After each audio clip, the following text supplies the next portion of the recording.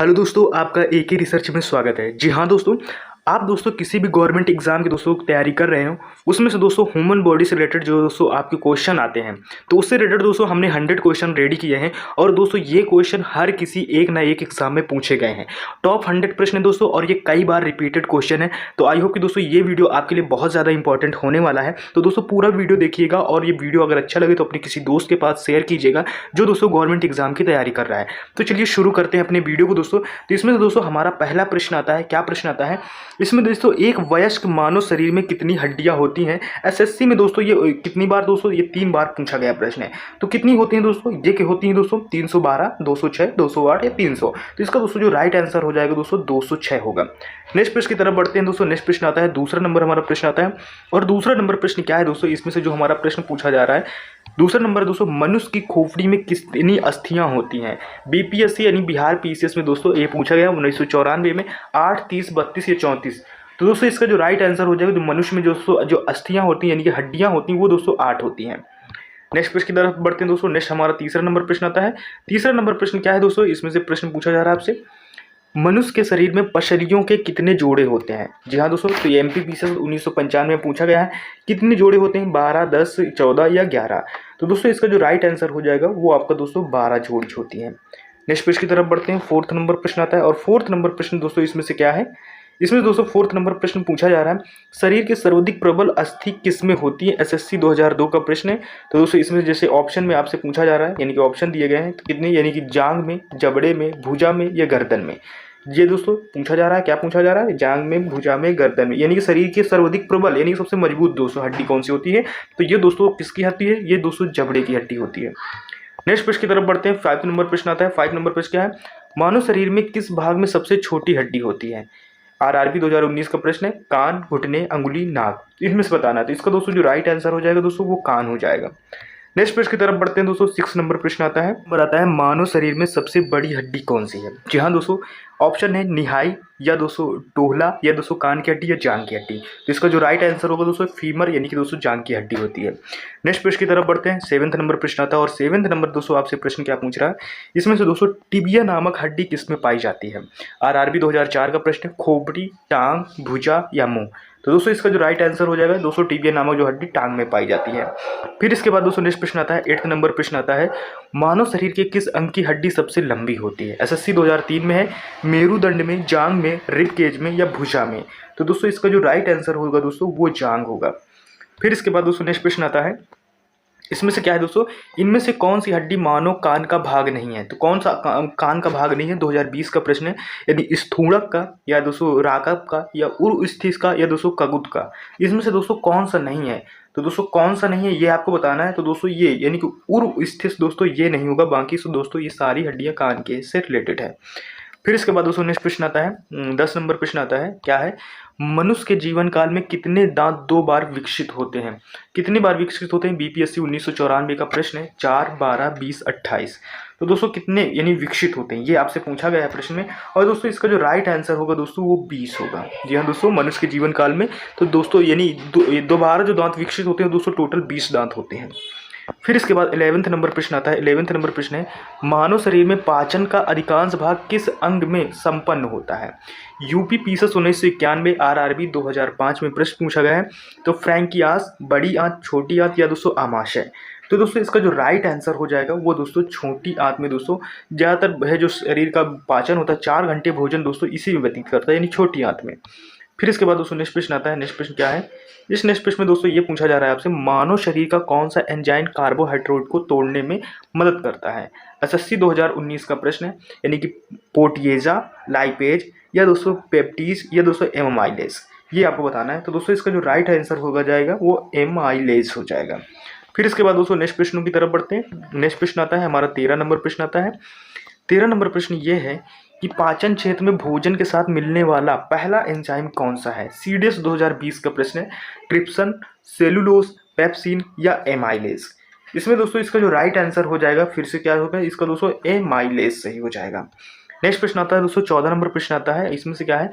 लार में कौन सा एंजाइम पाया जाता है? आरआरबी 2003 का प्रश्न है। रेनिन, टाइलिन, टेनिन, या दोस्तों रेजिन।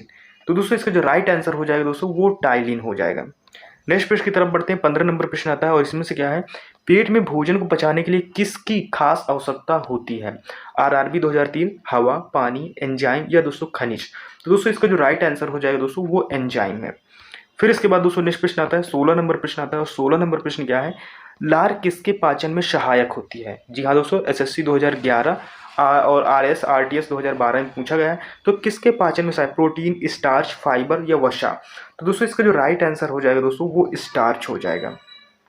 नेक्स्ट प्रश्न की तरफ बढ़ते हैं। 17 नंबर प्रश्न आता है। 17 नंबर प्रश्न क्या है, मनुष्य के मुंह गुहा में किसका पाचन प्रारंभ होता है? एमपीपीसीएस 2019 का प्रश्न है।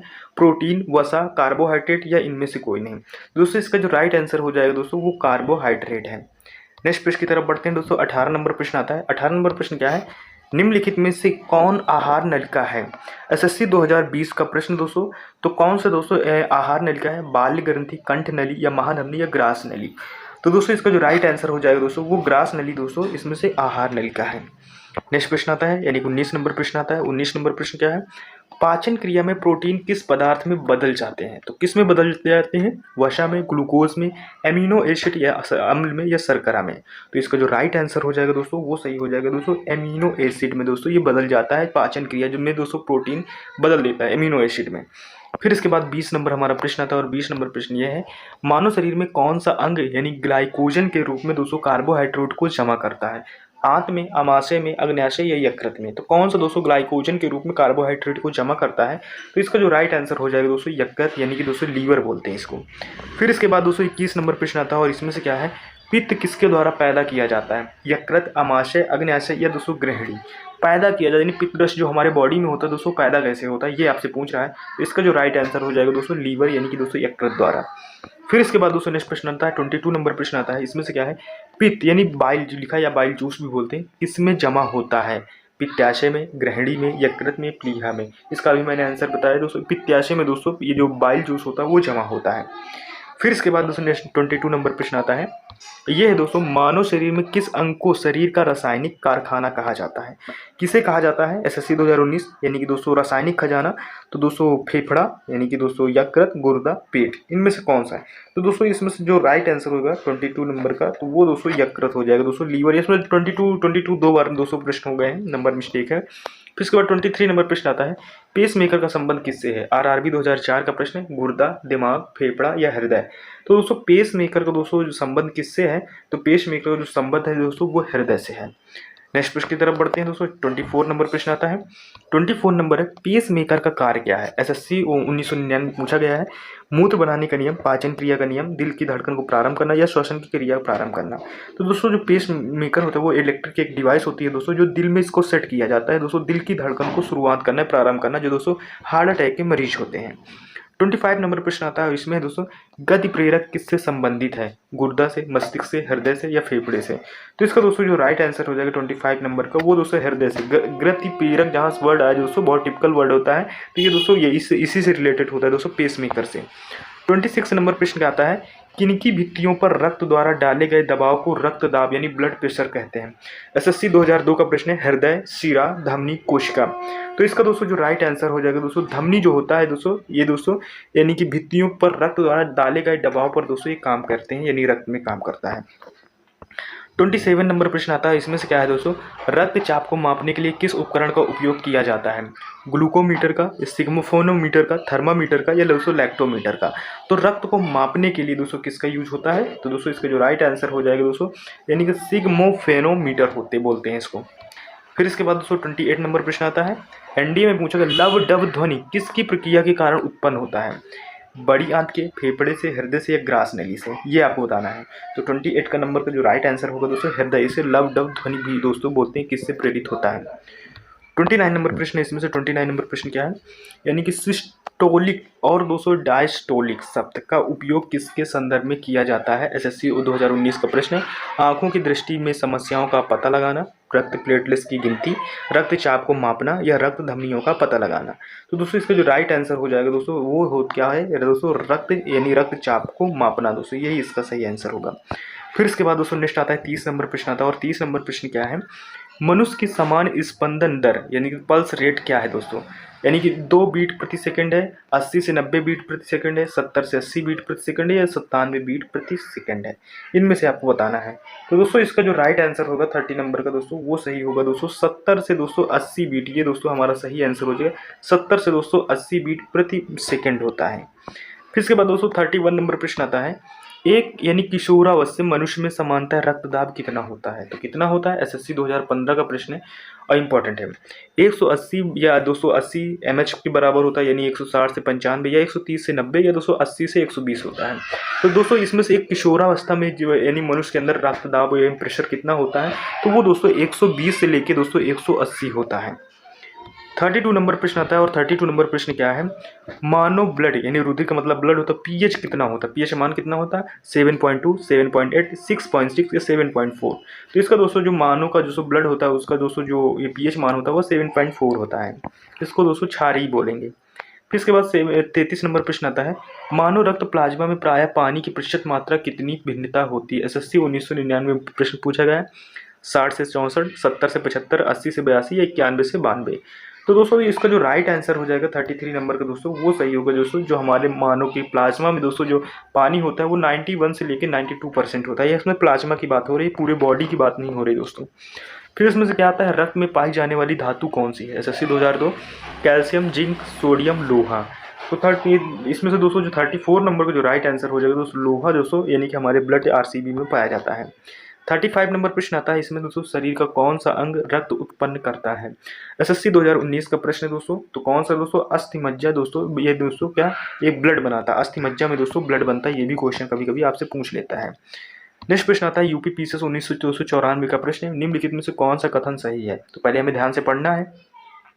यानी शरीर में सारा रक्त किडनी के माध्यम से मिल जाता है। फिर दूसरा पढ़ लेते हैं, शरीर में सारा रक्त किडनी के माध्यम से गुजरता है, शरीर में सारा रक्त किडनी के माध्यम से शुद्ध होता है, या शरीर में सारा रक्त किडनी के माध्यम से बनता है।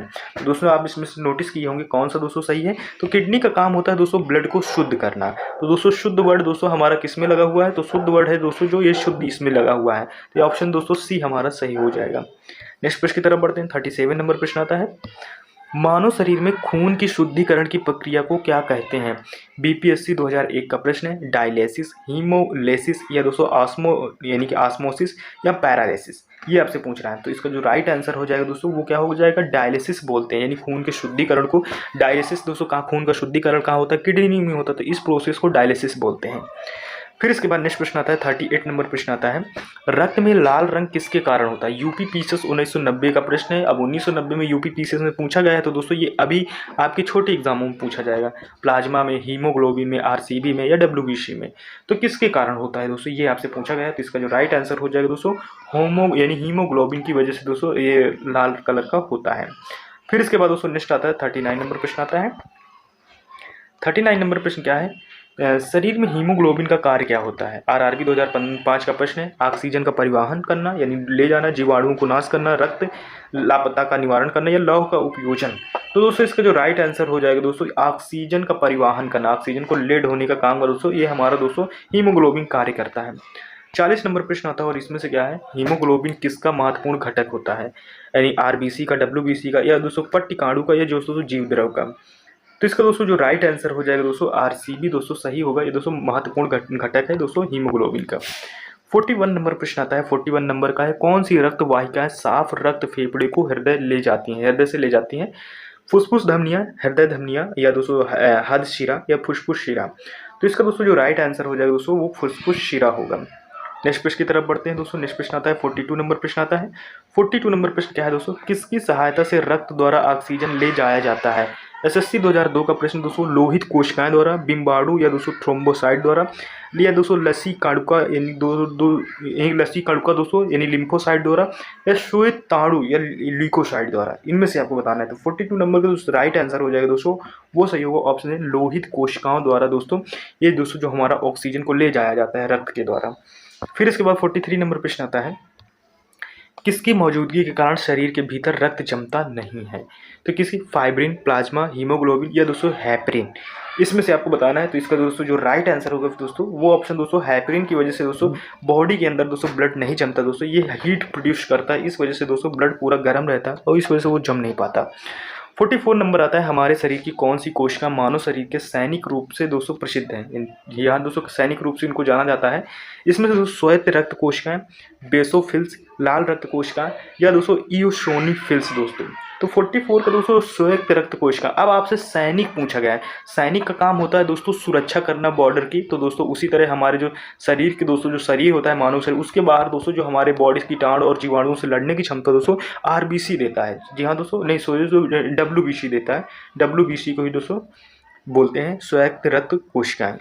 फिर इसके बाद दोस्तों नेक्स्ट प्रश्न आता है 45 नंबर प्रश्न आता है और 45 नंबर प्रश्न यह है, रुधिर के प्लाज्मा किसके द्वारा एंटीबॉडी निर्मित होता है।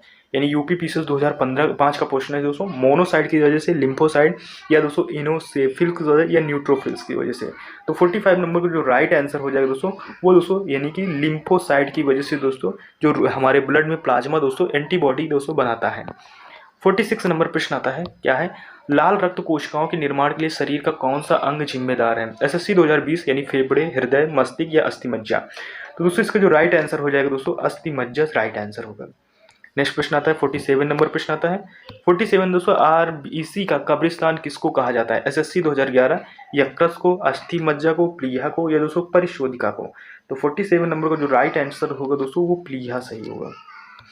फिर इसके बाद दोस्तों नेक्स्ट प्रश्न आता है 48 नंबर प्रश्न आता है, मनुष्य की लाल रक्त कोशिकाओं का जीवन काल कितना होता है। तो कितना होता है दोस्तों 120 दिन, 150 दिन, 180 दिन या 190 दिन। तो दोस्तों इसका जो राइट आंसर होगा दोस्तों जो हमारे दोस्तों यानी कि आरबीसी होता है उसका टाइम पीरियड दोस्तों 120 दिन होता है। फिर इसके बाद 49 नंबर प्रश्न आता है, क्या है, मानव शरीर में लाल रक्त कण का निर्माण कहाँ होता है। हृदय में, तिल्ली में, यकृत में, अस्थिमज्जा में, ये आपको बताना है। तो 49 नंबर का दोस्तों राइट आंसर हो जाएगा दोस्तों अस्थिमज्जा सही हो जाएगा। फिर इसके बाद दोस्तों 50 नंबर प्रश्न आता है और 50 नंबर प्रश्न क्या है, लाल रुधिर कणिकाओं का उत्पादन किसके द्वारा होता है। तो दोस्तों किसके द्वारा होता है, यकृत के द्वारा, हार्मोन्स के द्वारा, अस्थिमज्जा के द्वारा या दोस्तों हृदय के द्वारा। इनमें से आपको दोस्तों बताना है। तो 50 नंबर का जो राइट आंसर होगा दोस्तों वो अस्थिमज्जा सही होगा। नेक्स्ट प्रश्न की तरफ बढ़ते हैं दोस्तों। नेक्स्ट प्रश्न है 51 नंबर दोस्तों, उच्च यानी कि उन्तांश पर मानव शरीर में आरबीसी क्या होगा। जी हाँ दोस्तों, उसका आकार बढ़ेगा, उच्च अक्षांश लिखा दोस्तों, ठीक है। तो उसका आकार बढ़ेगा, उसका आकार घटेगा या उसकी संख्या बढ़ेगी या उसकी संख्या घटेगी। तो दोस्तों इसमें से क्या होगा उसकी, तो इसमें से दोस्तों उसकी संख्या जो होती है दोस्तों वो दोस्तों बढ़ेगी। क्या होगी, यानी कि दोस्तों इसकी संख्या बढ़ जाएगी जैसे ही हम उच्च अक्षांश पर जाते हैं आरबीसी की। 52 नंबर प्रश्न आता है, क्या आता है, सफेद रक्त कण यानी डब्ल्यूबीसी का मुख्य कार्य क्या है। यूपीपीसीएस में 1993 में पूछा गया, मैंने आपको बताया है। CO2 को ले जाना, O2 को ले जाना या दोस्तों रोधक प्रतिरोधक क्षमता धारण करना। तो यही हमारा सही आंसर है। फिर इसके बाद दोस्तों नेक्स्ट प्रश्न आता है 53 नंबर प्रश्न आता है, जब कोई बाहरी पदार्थ मानो ब्लड यानी रुधिर का मतलब ब्लड होता है दोस्तों प्रणाली में प्रविष्ट होता है तो प्रतिक्रिया कौन सी प्रारंभ होता है। एसएससी 2001 का प्रश्न, आरबीसी, डब्ल्यूबीसी या दोस्तों पट्टिकाणु या दोस्तों जीवद्रव। तो दोस्तों इसका जो राइट आंसर होगा तो जाएगा वो दोस्तों डब्ल्यूबीसी होता है दोस्तों, यही हमारी प्रतिक्रिया प्रारंभ करता है। नेक्स्ट प्रश्न आता है दोस्तों 54 नंबर प्रश्न आता है। 54 नंबर प्रश्न है, एंटीजन या प्रतिजन एक ऐसा पदार्थ है जो IAS 1997 का प्रश्न है, शरीर के तापमान को कम करता है, हानिकारक जीवाणुओं को नष्ट करता है, प्रतिरक्षी के निर्माण को बढ़ावा देता है या विष से बचाव के लिए प्रयोग किया जाता है। इनमें से कौन सा सही है। तो दोस्तों मैं आपको बता दूं दोस्तों, क्वेश्चन भले आपको समझ में ना आया हो लेकिन दोस्तों ये बड़े क्वेश्चन करने से आपको छोटे क्वेश्चन तो ऑटोमेटिक आ जाते हैं। इसका जो राइट आंसर प्रतिरक्षी के निर्माण को बढ़ावा देता है दोस्तों एंटीजन। एंटीजन हमें पकड़ना था, एंटीजन का क्या काम होता है, तो ये दोस्तों हमारे प्रतिरक्षी काम करता है, एक सैनिक की तरह काम करता है। यही आपसे पूछा गया था दोस्तों, एंटीजन का मतलब ही पूछा गया था। ये दोस्तों क्वेश्चन बड़े हैं तो घबराना मत, क्वेश्चनों को सही तरीके से पढ़ना, 2-3 बार वीडियो को देखना तो आपको काफ़ी हेल्पफुल मिलेगा। और दोस्तों कोई वीडियो को लाइक कर दीजिए क्योंकि बहुत मेहनत लगी है इन क्वेश्चनों को ढूंढने में, बनाने में दोस्तों। तो क्योंकि प्रीवियस ईयर का क्वेश्चन है इस वजह से दोस्तों थोड़ा टाइम लगता है ऐसी वीडियो लाने में और बनाने में। तो दोस्तों आई होप कि आपको वीडियो पसंद आ रहा है। अगर पसंद आ रहा है तो प्लीज़ चैनल को लाइक से सब्सक्राइब जरूर कीजिएगा। फिर नेक्स्ट प्रश्न आता है, कौन सा ब्लड ग्रुप सर्वव्यापक यानी गहता रखता है। तो कौन सा ब्लड ग्रुप है, यानी कि BSSC में पूछा गया है AB, AB या O। तो दोस्तों इसका राइट जो आंसर हो जाएगा 55 नंबर का दोस्तों वो AB हो जाएगा। फिर इसके बाद दोस्तों 56 नंबर प्रश्न आता है, ए बी रक्त वर्ग वाले व्यक्ति को सर्वाधिक आर्द्रता क्यों कहा जाता है? क्यों कहा जाता है दोस्तों? उसके रक्त में दोस्तों प्रतिपिंड का अभाव होता है, जैसे कि IAS 1995 में पूछा, प्रतिपिंड का प्रभाव होता है, उसके रक्त में प्रतिजन का अभाव होता है, उसके रक्त में प्रतिपिंड की उपस्थिति होती है, या उसके दोस्तों रक्त में प्रतिपिंड तथा प्रतिजन दोनों का अभाव होता है। क्वेश्चन थोड़ा सा IAS का है और उस टाइम का आया है क्वेश्चन है। इस टाइम का अगर मैं आपको साइंस के क्वेश्चन उठाता तो दोस्तों उसके आंसर निकालने में बहुत मुश्किल था। तो 56 का दोस्तों जो राइट आंसर हो जाएगा, तो वो आंसर क्या होगा, उसके ब्लड में यानी प्रतिपिंड का दोस्तों अभाव होता है AB रक्त वाले वर्ग समूह में। फिर इसके बाद 57 नंबर प्रश्न आता है, किस रक्त समूह को सार्वभौमिक दाता के रूप में जाना जाता है? SSC का प्रश्न दोस्तों 2019 में पूछा गया है। किसका दोस्तों अभाव होता है, ये आपसे पूछा A B या AB या O। तो इसका दोस्तों जो राइट आंसर हो जाएगा 57 नंबर का, वो ऑप्शन दोस्तों O यानी D O सही होगा दोस्तों। O रक्त ग्रुप वाले दोस्तों सर्वदाता होते हैं ब्लड ग्रुप के। फिर इसके बाद इसमें नेक्स्ट प्रश्न आता है दोस्तों, नेक्स्ट प्रश्न क्या है, रक्त समूह O वाला व्यक्ति किस रक्त समूह के व्यक्ति को रक्त ले सकता है? तो किस समूह वाले, SSC 2015 का है प्रश्न, यानी AB वाले से या ABO या दोस्तों O और AB या केवल O दोस्तों। तो 58 का दोस्तों जो राइट आंसर हो जाता है, O वाला व्यक्ति दे तो सबको सकता है, लेकिन ले दोस्तों केवल O वाले का ले सकता है। फिर इसके बाद 59 नंबर प्रश्न आता है, इसमें से क्या है, इनमें से दोस्तों कौन सा मस्तिष्क का भाग नहीं है? SSC दोस्तों 2020 का प्रश्न है, मेडुला, थैलेमस यानी पांस या दोस्तों पिन्ना। तो दोस्तों इसका जो राइट आंसर हो जाएगा दोस्तों, क्या हो जाएगा दोस्तों, वो पिन्ना सही होगा। फिर इसके बाद दोस्तों नेक्स्ट प्रश्न आता है, 60 नंबर प्रश्न आता है। 60 नंबर प्रश्न क्या है, मस्तिष्क का कौन सा भाग मानव शरीर के आसान और संतुलन को बनाए रखता है? SSC 2019 सेरेब्रम बनाए रखता है, या पोनास, या दोस्तों सेरेबेलम दोस्तों, या मेडुला। तो दोस्तों 60 नंबर का जो राइट आंसर हो जाएगा दोस्तों, वो सेरेबेलम बोलते हैं दोस्तों। ये मस्तिष्क के दोस्तों यानी मानव शरीर के दोस्तों आसान और संतुलन को बनाए रखता है, यानी एक तरह से सारी बॉडी का जो बैलेंस रहता है दोस्तों, यही मेंटेन रखता है। सेरेब्रम किससे संबंधित है? यकृत, हृदय, मस्तिष्क या नाड़ी से? तो आप जानते हैं दोस्तों सेरेब्रम का जो रिलेशन है दोस्तों, वो एक माइंड है दोस्तों, यानी मस्तिष्क से रिलेटेड है। फिर इसके बाद दोस्तों नेक्स्ट आता है 62 नंबर प्रश्न आता है, मनुष्य के मस्तिष्क का सबसे बड़ा भाग कौन सा है? यानी कि मस्तिष्कांश, अनुमस्तिष्क, प्रामस्तिष्क या मध्य मस्तिष्क। ये दोस्तों RRB 2006 का प्रश्न दोस्तों। और दोस्तों इसका जो राइट आंसर देखेंगे दोस्तों, वह दोस्तों कौन सा हो जाता है, वो हमारा ऑप्शन दोस्तों C आ जाता है दोस्तों, प्रामस्तिष्क दोस्तों। ये दोस्तों सबसे बड़ा भाग होता है। फिर इसके बाद दोस्तों 63 नंबर प्रश्न आता है। 63 नंबर प्रश्न क्या है, मानव शरीर की किन कोशिकाओं में सबसे कम यानी पुनर्योजन किस है? SSC 2001 मस्तिष्क की कोशिकाओं पर, पेशी कोशिकाओं पर, अस्थि कोशिकाओं पर या यकृत कोशिकाओं पर? तो दोस्तों इसका जो राइट आंसर होगा 63 नंबर का दोस्तों, वो मस्तिष्क की कोशिकाएं दोस्तों। जी हाँ दोस्तों, यानी सबसे कम पुनर्योजन, यानी पुनर्योजन का दोस्तों काम होता है। पुनर्योजन का मतलब कि दोस्तों अगर मस्तिष्क में अगर आपको चोट लगती है तो यहाँ पर रिकवरी के चांसेस बहुत कम होते हैं, बहुत लेट में रिकवरी होता है। लेकिन सबसे अगर पूछ ले सबसे ज़्यादा रिकवरी कहाँ से होती है, तो ये दोस्तों यकृत, यानी कि दोस्तों अगर यहाँ पर दोस्तों अगर आपका बॉडी डैमेज होता है, लीवर डैमेज होता है, तो बहुत जल्दी अपने आप को रिकवर कर लेता है। नेक्स्ट प्रश्न की तरफ बढ़ते हैं। 64 नंबर प्रश्न आता है, मनुष्य में मेरुदंड से कितनी जोड़ी तंत्रिकाएं निकलती हैं? BPSC 2000 प्रश्न है, 12, 13, 31, 33। तो 64 नंबर का जो राइट आंसर हो जाएगा दोस्तों, वो क्या हो जाएगा दोस्तों, 31 जोड़ी दोस्तों तंत्रिका तंत्र निकलती हैं। फिर इसके बाद दोस्तों नेक्स्ट प्रश्न आता है, यानी प्रतिवर्ती क्रियाओं का नियंत्रण केंद्र है दोस्तों पर है। BPSC 2002 का प्रश्न है, प्रामस्तिष्क पर, अनुमस्तिष्क पर, कशेरुकी रज्जु में या तंत्रिका तंत्र कोशिका में? इसमें से आपको बताना है। तो 65 नंबर का जो राइट आंसर हो जाएगा दोस्तों, वह कशेरुकी रज्जु में दोस्तों। फिर इसके बाद नेक्स्ट प्रश्न आता है, 66 नंबर प्रश्न आता है। 66 नंबर दोस्तों, ऑक्सीजन की उपस्थिति में सुक्रोज का CO2 एवं जल में ऊर्जा निर्मुक्त होने के साथ पूर्णांक यानी पूर्ण रूपांतरण को क्या कहते हैं? IAS 1998 का प्रश्न है, वायु श्वसन या दोस्तों वायु श्वसन यानी अवायु श्वसन या दोस्तों ग्लाइकोलाइसिस या जल अपघटन? तो दोस्तों ऊर्जा यानी कि निर्मुक्त होता है, ये आपको बताना है। तो दोस्तों वायु श्वसन में दोस्तों ऊर्जा निर्मुक्त होती है, CO2 यानी जल में दोस्तों ऊर्जा निर्मुक्त होने के साथ रूपांतरण होने को क्या कहते हैं? तो दोस्तों वायु का श्वसन, यानी कि हवा का जब सांस लेते हैं तभी।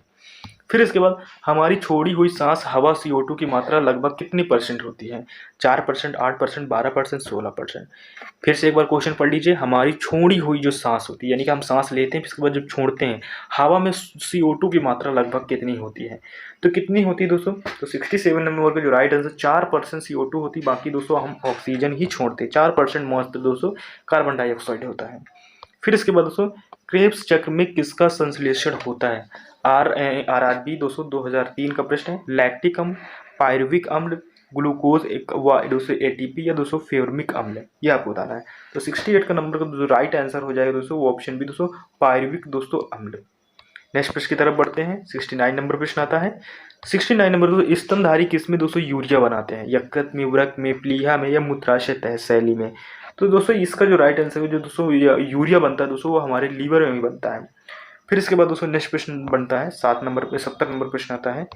यह है दोस्तों मानव शरीर में दोस्तों नाइट्रोजनी अपशिष्ट को हटाने के लिए कौन सा अंग जिम्मेदार है? जिगर, गुर्दा, फेफड़ा या अग्न्याशय? तो दोस्तों इसका जो राइट आंसर होगा गुर्दा को दोस्तों किडनी भी बोलते हैं। तो ये दोस्तों नाइट्रोजन से अपशिष्ट दोस्तों जितने भी पदार्थ होते हैं उनको हटाने की कोशिश करता है आपके दोस्तों, जिससे कि पेशाब करते हैं या मूत्र मार्ग से दोस्तों निकाल देता है। फिर इसके बाद दोस्तों हमारा नेक्स्ट प्रश्न आता है, यानी 71 नंबर प्रश्न आता है। और 71 नंबर प्रश्न दोस्तों मूत्र का पीला रंग किसकी मौजूदगी के कारण होता है? एसएससी दोस्तों 2011 का प्रश्न है। तो किसके कारण से होता है दोस्तों? पित्त के, लसीस्का के या कोलेस्ट्रॉल से या दोस्तों यूरोक्रोम से? आई होप कि दोस्तों इसका क्वेश्चन का आंसर आपको पता होगा। सिंपल क्वेश्चन है ये दोस्तों, यूरोक्रोम से होता है दोस्तों, जिससे मूत्र का रंग दोस्तों पीले कलर का होता है। 72 नंबर प्रश्न आता है। और 72 नंबर प्रश्न ये है कि गुर्दे का दोस्तों कार्यात्मक यूनिट क्या है? जी हाँ दोस्तों, एसएससी 2011 का प्रश्न है। एक्सान, न्यूरॉन, नेफ्रॉन या धमनी? तो दोस्तों इसका जो राइट आंसर हो जाएगा 72 नंबर का प्रश्न का वो दोस्तों नेफ्रॉन सही होगा। फिर इसके बाद दोस्तों नेक्स्ट प्रश्न आता है 73 नंबर प्रश्न आता है। इसमें दोस्तों अपोहन यानी कि डायलिसिस का प्रयोग किस यानी क्रिया को पूरा करने के लिए होता है? एसएससी 1999 का प्रश्न है। फेफड़े, हृदय, यकृत या वक्र? तो दोस्तों इसका जो राइट आंसर होगा जो दोस्तों वक्र बोलते हैं इसको। फिर इसके बाद दोस्तों नेक्स्ट प्रश्न आता है 74 नंबर प्रश्न आता है। स्वेदन किसके लिए महत्वपूर्ण है? स्वेदन दोस्तों पसीने को बोलते हैं, याद रखिएगा। शरीर का गंध निकालने के लिए, सामान्य स्वास्थ्य सुधार के लिए, त्वचा के रंध्र को खोलने के लिए या शरीर के तापमान को दोस्तों विनियंत्रित करने के लिए? तो दोस्तों इसका जो राइट आंसर हो जाएगा जो हमारे शरीर से बॉडी से दोस्तों पसीना निकलता है वो बॉडी के टेम्परेचर को मेंटेन करने के लिए दोस्तों निकलता है। 75 नंबर प्रश्न आता है और क्या है? समानता निषेचन किस में होता है? यानी कि दोस्तों डिंब वाहिनी नली में या गर्भाशय में या ग्रीवा में या दोस्तों अच्छाद यानी कि योनि में? इसमें से आपको बताना है। तो 75 नंबर में जो राइट आंसर हो जाएगा वो दोस्तों डिंब वाहिनी नली में। फिर इसके बाद दोस्तों नेक्स्ट प्रश्न आता है 76 नंबर प्रश्न आता है। और 76 नंबर ये है, गर्भाशय में शिशु के विकास की जानकारी हेतु किसका प्रयोग किया जाता है? एक्स किरणें का, गामा किरणें का, अल्ट्रासाउंड का या अल्ट्रा वायलेट किरणों का? तो 76 नंबर का जो राइट आंसर होगा दोस्तों अल्ट्रासाउंड होगा। फिर इसके बाद 77 नंबर प्रश्न आता है और क्या आता है? भ्रूण के विकास के लिए किस अंग के द्वारा खाद्य की पूर्ति की जाती है? एसएससी 2002 का प्रश्न, गर्भाशय, बीजांड, अंडाशय या दोस्तों अपरा पोशिका? तो इसमें दोस्तों जो राइट आंसर हो जाएगा दोस्तों वो बीजांड सही हो जाएगा। नेक्स्ट प्रश्न की तरफ बढ़ते हैं। 78 नंबर प्रश्न आता है और इसमें से क्या है? कौन सी स्थिति यानी टेस्ट ट्यूब बीबी की परिघटना को सही रूप से निरूपित करती है? तो इसमें से दोस्तों क्वेश्चन थोड़ा बड़ा है। एसएससी 2011 में कौन सा दोस्तों टेस्ट यानी टेस्ट ट्यूब दोस्तों बेबी जो होता है वो परिघटना दोस्तों इससे रिलेटेड है? जब भ्रूण बनने की प्रत्येक प्रक्रिया में टेस्ट ट्यूब में होती है, जब भ्रूण का विकास दोस्तों टेस्ट ट्यूब में होता है, जब निषेचन बाह्य होता है और विकास दोस्तों आंतरिक होता है, जब निषेचन आंतरिक होता है और दोस्तों विकास बाह्य होता है। इनमें से आपको दोस्तों बताना है। तो इसमें से दोस्तों आपको जो राइट आंसर है 78 नंबर का वो दोस्तों ऑप्शन सही है दोस्तों। कौन सा? वो हमारा ऑप्शन दोस्तों सी सही है। जब निषेचन बाह्य होता है और विकास आंतरिक होता है, यानी निषेचन हम बाहर करते हैं, यानी कि जो दोस्तों स्पर्म होता है उससे हम निषेचन कर लेते हैं, उसकी सारी जानकारी निकाल लेते हैं और टेस्ट ट्यूब में दोस्तों बेबी को रेडी कर लेते हैं। फिर इसके बाद दोस्तों उसको गर्भाशय में डाला जाता है, ये होता है। फिर इसके बाद 79 नंबर प्रश्न आता है कि बच्चे का लिंग निर्धारण किससे होता है? माँ के रक्त समूह से, पिता के रक्त समूह से, माता पिता या आहार्य कारक से या गुणसूत्र से? तो 79 नंबर का सही आंसर हो जाएगा दोस्तों गुणसूत्र से दोस्तों फाइंड हो पाता है एक्स और वाई से। 80 नंबर प्रश्न आता है दोस्तों स्त्रियों की नसबंदी को क्या कहा जाता है? तो स्त्रियों में भी दोस्तों ऐसा नहीं कि पुरुषों में ही नसबंदी हो, स्त्रियों में भी होता है। इसको वैक्सोटोमी बोलते हैं या दोस्तों ट्यूबेक्टोमी बोलते हैं या न्यूरोटोमी बोलते हैं या दोस्तों साइकोडेमी बोलते हैं। तो 80 नंबर का जो राइट आंसर हो जाएगा दोस्तों ऑप्शन बी दोस्तों, यानी ट्यूबोबिक्टोमी बोलते हैं। नेक्स्ट प्रश्न की तरफ बढ़ते हैं। 81 नंबर प्रश्न आता है। 81 नंबर प्रश्न क्या है दोस्तों? यानी कि एमनियोसेंटिक्स तरीका किसको बताता है? जी हाँ दोस्तों, एमनियोसेंटोसिस तरीका किसको बताता है? भ्रूण के लिंग को दोस्तों, अमीनो एसिड के प्रहार को, प्रोटीन में अमीनो एसिड के दोस्तों अनुक्रम को या हार्मोन्स के प्रकार को? तो इसका राइट आंसर हो जाएगा दोस्तों भ्रूण के लिंग को दोस्तों ये बताता है। फिर इसके बाद नेक्स्ट प्रश्न आता है 82 नंबर प्रश्न आता है कि निम्नलिखित में से कौन एक ग्रंथि नहीं है? कौन सी एक ग्रंथि नहीं है? एसएससी 2001 का प्रश्न। हर क्वेश्चन दोस्तों आपके लिए इंपॉर्टेंट है, कोई मैं क्वेश्चन फालतू के लेके नहीं आया हूँ। सारे क्वेश्चन दोस्तों वो क्वेश्चन है जो किसी न किसी एग्जाम में पूछे गए हैं, कोई भी क्वेश्चन अपनी तरफ से बनाया हुआ नहीं है। ये सारे क्वेश्चन वो हैं दोस्तों जो आयोग आपसे पूछता है, और आयोग का क्वेश्चन ही दोस्तों मान्य होता है। आप कहीं से भी पढ़िए, सारे लोग क्वेश्चन अपने हिसाब से बना के देते हैं, लेकिन दोस्तों ये प्रीवियस ईयर के क्वेश्चन, ये भी याद रखिएगा, ये बार बार क्वेश्चन पूछे जाते हैं आपके एग्जाम्स में। तो ये वही क्वेश्चन है। अगर दोस्तों वीडियो अच्छा लग रहा है तो प्लीज़ चैनल को लाइक शेयर सब्सक्राइब जरूर कीजिएगा। वीडियो बनाने में, वीडियो को टाइप करने में दोस्तों, PDF रेडी करने में बहुत टाइम जाता है हमारा, काफ़ी मेहनत लगती है। फिर इसके बाद दोस्तों 82 नंबर प्रश्न क्या है? तो इसमें से दोस्तों पूछा गया है, निम्नलिखित में से कौन सी एक ग्रंथि नहीं है? थायराइड, जठर, यकृत, अग्नाशय। तो इसका दोस्तों जो राइट आंसर हो जाएगा 82, वो दोस्तों जठर, यानी जठर रस भी बोलते हैं। ये जठर दोस्तों एक ग्रंथि नहीं, बाकी सारे दोस्तों एक ग्रंथि हैं। फिर इसके बाद दोस्तों मानव शरीर में किस ग्रंथि को मास्टर ग्रंथि कहते हैं या मास्टर ग्लैंड बोलते हैं? अग्नाशय, अवटुक, पीयूष या प्लीहा। तो दोस्तों इसका जो राइट आंसर होगा, छोटा क्वेश्चन है, पीयूष, इसको पीयूष ग्लैंड बोलते हैं। RRB दोस्तों 2004 और 2006। आप दोस्तों रेलवे का फॉर्म भरने वाले होंगे तो उससे रिलेटेड बहुत सारे क्वेश्चन हुए हैं आपके। मनुष्य के शरीर की सबसे छोटी ग्रंथि कौन सी? UPPC 1996, यकृत, थायराइड, पिट्यूटरी, लार ग्रंथि। तो 84 नंबर का जो राइट आंसर होगा दोस्तों वो पिट्यूटरी ग्रंथि होगा। फिर इसके बाद दोस्तों 85 नंबर प्रश्न आता है, और क्या है? कौन सी ग्रंथि यानी अन्य अंतःस्रावी ग्रंथियों को कार्य को नियंत्रित करती है? SSC 2019 का प्रश्न है। अग्न्याशय, अधिवृक्क ग्रंथि पर, नील ग्रंथि पर या पिट्यूटरी ग्रंथि पर। तो 85 नंबर का दोस्तों जो राइट आंसर हो जाएगा दोस्तों वो ऑप्शन दोस्तों डी सही होगा, पिट्यूटरी ग्रंथि। फिर इसके बाद दोस्तों नेक्स्ट प्रश्न आता है, 86 नंबर प्रश्न आता है, क्या है? इसमें थायराइड ग्रंथि से थायरॉक्सिन स्रावित करने के लिए उत्तेजित करने वाला अंतःस्रावी हार्मोन्स कौन सा है? BPSC 2002 का प्रश्न है, यानी कि TSH है, FSH है, LTH है या दोस्तों ACTH है। ये दोस्तों बिहार PCS में पूछा गया प्रश्न है। तो 86 नंबर का जो राइट आंसर हो जाएगा दोस्तों वो हमारा दोस्तों TSH है। फिर इसके बाद दोस्तों नेक्स्ट प्रश्न आता है, 87 नंबर प्रश्न आता है। 87 नंबर प्रश्न क्या है?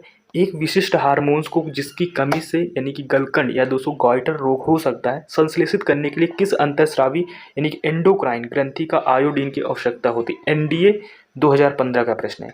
हाइपोथैलेमस, पैंक्रियाज, थाइमस या थायराइड।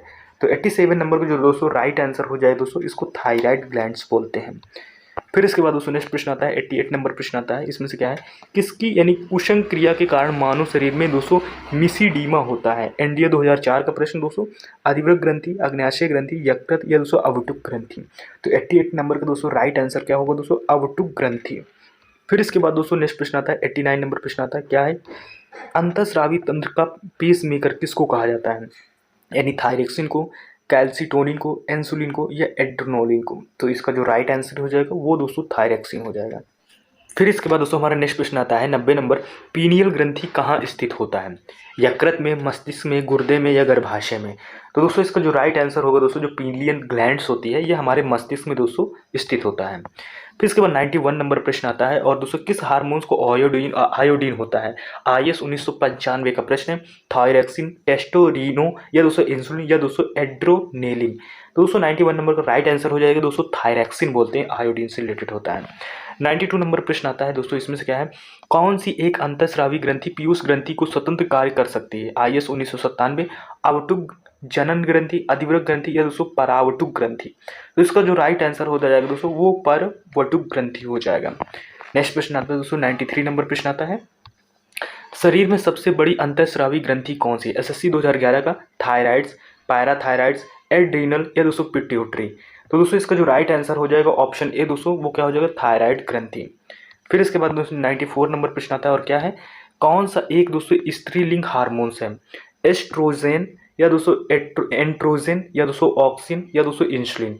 तो 94 नंबर का दोस्तों जो राइट आंसर हो जाएगा दोस्तों वो कौन सा सही हो जाएगा? तो 94 का दोस्तों एस्ट्रोजन सही हो जाएगा। नेक्स्ट प्रश्न की तरफ बढ़ते हैं दोस्तों, 95 नंबर प्रश्न आता है, कौन सा हार्मोन्स लड़ो उड़ो हार्मोन्स कहलाता है? जी हाँ दोस्तों, कौन सा हार्मोन्स कहलाता है? UPPC 2001 का प्रश्न, ये दोबारा आपका प्रश्न हो रहा है दोस्तों इस वीडियो में। इंसुलिन या दोस्तों एड्रेनलिन या एस्ट्रोजन या दोस्तों ऑक्सीटोसिन। तो इसमें से दोस्तों जो लड़ो उड़ो हार्मोन्स किसको बोलते हैं? तो ये दोस्तों बोलते हैं एड्रेनलिन बोलते हैं। फिर इसके बाद दोस्तों नेक्स्ट प्रश्न आता है 96 नंबर प्रश्न आता है। 96 नंबर प्रश्न क्या है? मानव शरीर में रक्तचाप किस ग्रंथि से नियंत्रित होता है? यानी अधिवृक्क ग्रंथि से, थायराइड ग्रंथि से, थाइमस से या दोस्तों पीत पिंड से। तो 96 नंबर का जो दोस्तों राइट आंसर हो जाएगा ऑप्शन ए दोस्तों अधिवृक्क ग्रंथि से दोस्तों रिलेटेड है। नेक्स्ट प्रश्न दोस्तों 97 नंबर प्रश्न आता है। इसमें से क्या है, जीवन रक्षक हार्मोन्स किस ग्रंथि से स्रावित होते हैं? एड्रीनल से, पिट्यूटरी से, थायराइड से या उपयुक्त में से सभी? तो 97 नंबर का जो राइट आंसर है दोस्तों क्या हो जाएगा, वो दोस्तों एड्रीनल से दोस्तों रिलेटेड है। फिर इसके बाद दोस्तों 98 नंबर प्रश्न आता है और इसमें से क्या है, मानव शरीर का कौन सा ग्रंथि अंतःस्रावी या बहिःस्रावी दोनों ही प्रकार की ग्रंथियां हैं? यूपी पीसीएस 2019 का प्रश्न है, यानी कि एड्रीनल ग्रंथि, अश्रु ग्रंथि, अग्न्याशय या दोस्तों थायराइड। तो 98 नंबर का जो राइट आंसर हो जाए दोस्तों वो अग्न्याशय ग्रंथि होता है दोस्तों, बहिःस्रावी दोनों से रिलेटेड होता है। 99 नंबर आपका प्रश्न आता है और इससे क्या है, इंसुलिन एक प्रकार का क्या है दोस्तों, नमक, हार्मोन्स, एंजाइम या विटामिन?